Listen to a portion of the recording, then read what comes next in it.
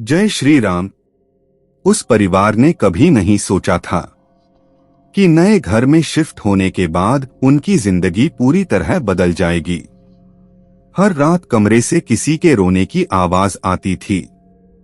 दीवारों पर अपने आप निशान बन जाते थे। लेकिन असली डर उस रात शुरू हुआ जब एक बूढ़े साधु ने कहा, आज रात बजरंग बाण पढ़ना। अगर सुबह तक सब ठीक रहा तो समझना बजरंग बली ने रक्षा कर दी। दोस्तों, ये कहानी है संदीप नाम के एक लड़के की, जो अपने माता पिता और छोटी बहन के साथ एक नए किराए के घर में रहने आया था। शुरुआत के कुछ दिन सब ठीक था, लेकिन धीरे धीरे घर में अजीब घटनाएं होने लगीं। रात होते ही ऊपर वाले कमरे से किसी के चलने की आवाज आती, जबकि वहां कोई नहीं रहता था। कभी रसोई का सामान अपने आप गिर जाता, तो कभी आधी रात में दरवाजा अपने आप खुल जाता। संदीप के पिता इन सब बातों को वहम मानते थे, लेकिन उसकी छोटी बहन रिया धीरे धीरे डरने लगी थी। वो अक्सर रात को रोते हुए उठ जाती और कहती, भैया, कमरे में कोई खड़ा था। एक रात रिया की तबीयत अचानक खराब हो गई।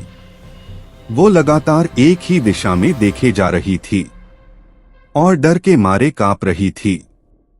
मां ने उसे सीने से लगाया, लेकिन रिया बार बार बस एक ही बात बोल रही थी, मम्मी। वो आदमी फिर आ गया। ये सुनकर पूरे घर में डर फैल गया।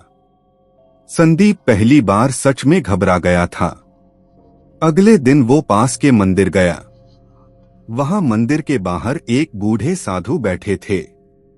संदीप ने उन्हें सारी बात बताई। साधु कुछ देर शांत रहे, फिर बोले, हर डर बुरा नहीं होता बेटा, लेकिन कुछ जगहों पर नकारात्मक शक्तियां बस जाती हैं। संदीप डर गया। उसने पूछा, अब क्या करें बाबा? साधु ने अपने झोले से एक छोटी लाल किताब निकाली। वो बजरंग बाण था। उन्होंने किताब संदीप के हाथ में देते हुए कहा, आज मंगलवार है। रात को पूरे परिवार के साथ हनुमान जी के सामने दीपक जलाकर बजरंग बाण पढ़ना, और चाहे कुछ भी हो जाए, बीच में रुकना मत। उस रात घर का माहौल अजीब था। बाहर तेज हवा चल रही थी। बारिश शुरू हो चुकी थी। संदीप ने घर के मंदिर में दीपक जलाया। पूरा परिवार डर के बीच बैठा था। फिर संदीप ने कांपती आवाज में बजरंग बाण पढ़ना शुरू किया। शुरुआत में सब सामान्य था, लेकिन जैसे जैसे पाठ आगे बढ़ा, घर में अजीब घटनाएं शुरू होने लगीं। ऊपर वाले कमरे से जोर जोर से चीजें गिरने की आवाज आने लगी। रिया डर के मारे रोने लगी। मां ने उसे कसकर पकड़ लिया। तभी अचानक पूरे घर की बिजली चली गई।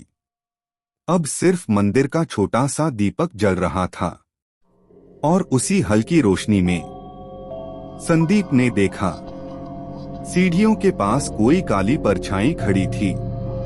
उसका शरीर डर से कांपने लगा। लेकिन तभी उसे साधु की बात याद आई, बीच में रुकना मत। संदीप ने आंखें बंद की और पूरी ताकत से बजरंग बाण पढ़ने लगा। जैसे ही आखिरी चौपाई खत्म हुई, अचानक घर में तेज हवा चली। मंदिर का दीपक बहुत तेज जलने लगा, और उसी पल सीढ़ियों के पास खड़ी वो परछाई धीरे धीरे गायब होने लगी। रिया अचानक शांत हो गई। घर का भारी माहौल एकदम हल्का महसूस होने लगा। कुछ सेकंड बाद बिजली वापस आ गई। सबकी आंखों में आंसू थे, लेकिन पहली बार उस घर में डर नहीं, शांति महसूस हो रही थी। अगली सुबह संदीप फिर उसी मंदिर गया, लेकिन वहां कोई साधु नहीं था। मंदिर के पुजारी ने बताया, बेटा, यहाँ तो कई सालों से कोई साधु बैठता ही नहीं। ये सुनकर संदीप की आंखें भर आईं। उसने मंदिर में हनुमान जी के सामने सिर झुका दिया। उस दिन उसे समझ आ गया था कि जब इंसान सच्चे मन से बजरंगबली को पुकारता है तो वो किसी न किसी रूप में जरूर आते हैं। जहां बजरंग बाण का पाठ होता है वहां डर नहीं टिकता, वहां स्वयं बजरंगबली रक्षा करते हैं। जय श्री राम, जय बजरंगबली।